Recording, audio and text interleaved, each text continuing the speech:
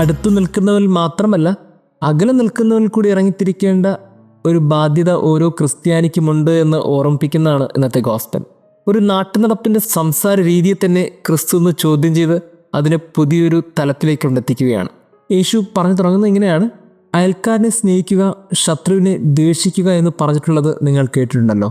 ആരാ പറഞ്ഞത്? ഇത് അവിടെ പറഞ്ഞു നടന്നത് യഹൂദരാണ്. എന്നാൽ വേറൊരു യഹൂദനായിട്ട് ഞാനിവിടെ നിങ്ങളോട് പറയുന്നു, നിങ്ങൾ ശത്രുക്കളെ സ്നേഹിക്കുവിൻ, നിങ്ങളെ പീഡിപ്പിക്കുന്നവർക്ക് വേണ്ടി പ്രാർത്ഥിക്കുവിൻ.